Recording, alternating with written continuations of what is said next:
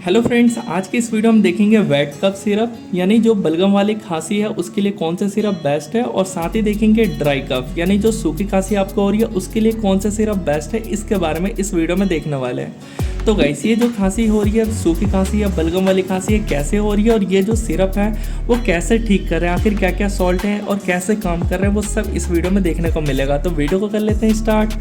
सबसे पहले हम बात करने वाले हैं यहाँ पे वेट कफ सिरप के बारे में। जैसे कि यहाँ पे आप देख सकते हो एस्कोरिल SF। अब ये जो सिरप देख रहे हो ये शुगर फ्री है, यानी सभी लोग इसका यूज़ कर सकते हैं, चाहे वो डायबिटिक पेशेंट हो वो भी यूज़ कर सकते हैं इसको। अब गाइस, इसका ये समझना है आपको कि ये जो बलगम वाली खांसी हो रही है ये कैसे हो रही है, तभी तो आपको समझ आएगा कि इसके जो ये सॉल्ट्स है ये क्या काम कर रहे हैं और कैसे रोक रहे हैं। तो गाइस, जब भी आप कहीं बाहर सराउंडिंग में जाते हो तो बाहर सराउंडिंग में क्या होता है, पॉलन ग्रेन्स होता है, डस्ट पार्टिकल्स होते हैं, एलर्जेंस होते हैं जो आपके नेक वाले रीजन पे आते हैं। जब ये बढ़ जाता है ना ज़्यादा, तो हमारे जो नेक वाले रीजन है वहाँ पे म्यूकस आकर इकट्ठा होने लग जाता है, और ये म्यूकस को ही हम लोग बलगम बोलते हैं। अब वो इकट्ठा होने की वजह से हमें ये बलगम वाली खांसी होती है। तो गाइस, ये जो सिरप है इसके अंदर टोटल 3 सॉल्ट है, और ये तीनों का अपना अपना अलग तरह से काम होता है इसको हटाने का, जो म्यूकस यानी बलगम आके इकट्ठा हो रहा है आपके नेक रीजन पे। इसमें आप देखोगे तो एक गुआफेनेसिन देखने को मिल जाएगा जो कि एक एक्सपेक्टोरेंट है। अब ये जो गुआफेनेसिन है इसका काम क्या है, एक्सपेक्टोरेंट का काम क्या होता है, जो म्यूकस होता है चिपचिपा टाइप का थोड़ा होता है, तो उस चिपचिपाहट को हटाने का काम करता है ये वाला सॉल्ट। इसके अलावा आप देखोगे तो यहाँ पे आपको देखने को मिलेगा ब्रोमहेक्सिन। ब्रोमहेक्सिन एक म्यूकोलाइटिक होता है। म्यूकोलाइटिक यानी जो बलगम है ना उसको तोड़ने का काम करेगा छोटे छोटे पीसेस में। अब ये छोटे छोटे पीसेस में टूट गए और जो स्टिकीपन था वो भी हट गया, तो क्या होगा, बलगम हट जाएगा आपके नेक वाले रीजन से और आप अच्छा फील करोगे। इसके अलावा यहाँ पे टर्ब्यूटालिन है जो कि एक ब्रोंकोडायलेटर है।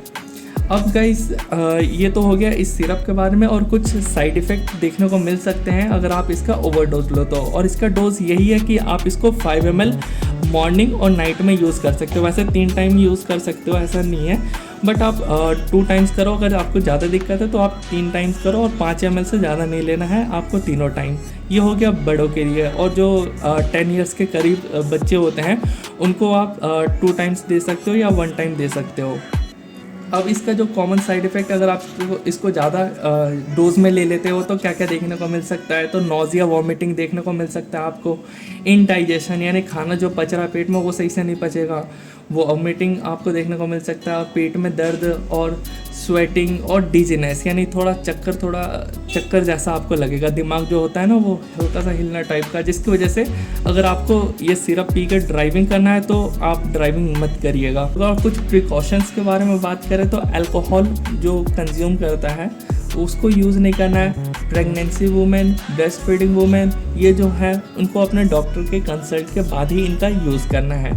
इसके अलावा किडनी, लिवर पेशेंट इनको बिल्कुल भी यूज़ नहीं करना है। तो आई होप आपको ये समझ आ गया होगा। सो गाइस, अब हम बात कर लेते हैं यहाँ पे ड्राई कफ सिरप के बारे में, जो कि यहाँ पे आप देख सकते हो मेरे पास है एस्टाकाइन DX। ये जो सिरप है बहुत यूज़फुल है आपके सूखी खांसी के लिए। जो ये सूखी खांसी होती है ना, ये बहुत ज़्यादा दिक्कत वाली खांसी होती है, बिकॉज इसमें आपका जो चेस्ट है ना वो एक उखड़ सा जाता है, पेन भी होता है आपके चेस्ट वाले रीजन में।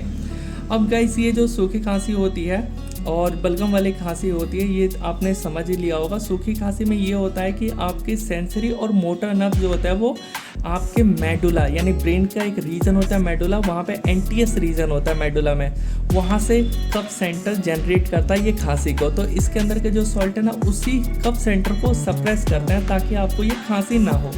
तो वो अलग अलग यहाँ पे सॉल्ट दिए गए हैं।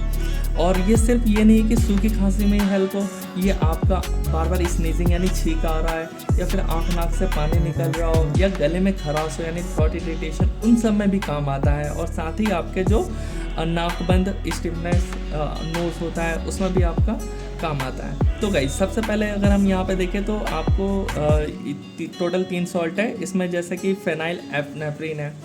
तो फेनाइल एफ्रीन जो होता है ये एक डीकंजेस्टेंट होता है, जो आपके जो ब्लड वेसल्स है इसको नैरो कर देते हैं, जिसकी वजह से आपको कंजेशन में हेल्प मिलता है, यानी जैसा नाक बंद है उसमें आपको हेल्पफुल होगा। इसके अलावा अगर यहाँ पे आप देखोगे तो यहाँ पे आपको देखने को मिलेगा क्लोरफेनिरामीन। अब ये क्लोरफेनिरामिन मैलेट जो होता है ना, इसका काम है एंटी एलर्जी का। अब एलर्जी से आप समझ ही रहो कि एलर्जी यानी कोई भी आपको प्रॉब्लम हुई है, जैसे running nose, watery eyes, sneezing यानी बार बार छिका रहा हो, ये सब एलर्जी तो है। तो ये एंटी एलर्जी यानी ये हिस्टामिन को रोक रहा है, एक तरह से आप ये समझो। अब क्या होता है ना कि हम बाहर कहीं भी सराउंडिंग में जाते हैं, पॉलन ग्रेन्स ये सब हमारे बॉडी के अंदर आते हैं, और हिस्टामिन रिलीज़ होने की वजह से, जैसे हिस्टामिन हमारे आइस वाले रीजन के वहाँ पे अगर रिलीज़ हुए हैं तो हमारे आँख से पानी आएगा, नोज़ वाले रीजन में रिलीज़ हुए तो नोज़ से पानी आएगा। तो इसका काम है कि उस हिस्टामिन को रोक दो, जिसकी वजह से वो आँख नाक से पानी या बार बार जो छींक आ रहा हो, यानी जो भी एलर्जी हो रही है, ये हिस्टामिन ही कॉज करता है और इसको रोक देने का काम करता है इस क्लोरफेनिरामिन का। अब आते हैं मेन, जो कि डेक्स्ट्रोमेथोर्फेन। और ये जो डेक्स्ट्रोमेथोर्फेन है ना, यही जो है वो आपका कफ जो है उसको सप्रेस कर रहा है एक तरह से, और ये कफ सप्रेसेंट है। अब ये कैसे सप्रेस कर रहा है, तो जैसे कि मैंने आपको बताया, कफ सेंटर जो हमारे ब्रेन वाले रीजन यानी मेडुला ऑब्लंगेटा एंटीएस रीजन पे प्रेजेंट है, वहाँ पे जाने के बाद एक्टिविटी जो कफ सेंटर को होता है ना, उसको रिड्यूस कर देता है, जिसकी वजह से जो आपको खांसी हो रहा है अब वो नहीं होगा, क्योंकि सप्रेस कर दिया इसने। तो अब इसका जो डोज होता है, जैसे कि इसका है एडल्ट डोज 5 ml 3 टाइम्स एक एडल्ट ले सकते हैं, और जो बच्चे हैं उनको आप 1 से 2 टाइम ही दो, उससे ज़्यादा ना दो, नियर बाई 10, और उससे छोटे बच्चों के लिए नहीं, ऐसा नहीं है। और 10 से 20 साल के लिए वही 1 से 2 टाइम 5 ml, और जो 20 से अबव है उनको 3 टाइम आप दे सकते हो। साइड इफेक्ट क्या है, अगर आप ज़्यादा इसका डोज ले लिया किसी ने, तो nausea, vomiting, loss of appetite यानी भूख जो होती है वो कम लगेगी। प्रिकॉशन जैसा उसमें था वैसे इसमें है। अल्कोहल वाले लोग ना लें, प्रेगनेंसी, ब्रेस्ट फीडिंग वुमेन अगर हो तो आप अपने पहले डॉक्टर से कंसल्ट करिए, उसके बाद इसका यूज़ करिए। इसके अलावा ड्राइविंग अगर आप कर रहे हो उससे पहले आपको ये सिरप पीना है तो नहीं पीजिएगा, अदरवाइज डिजीनेस कॉज होता है और उस टाइम पे आप सही से ड्राइविंग नहीं कर पाओगे। लीवर पेशेंट, किडनी पेशेंट को भी बिल्कुल भी इसका यूज़ नहीं करना है। सो आई होप आपको ये वीडियो अच्छी लगी। वीडियो अच्छी लगी तो अपने दोस्तों के साथ शेयर करें। मिलते हैं नेक्स्ट वीडियो में।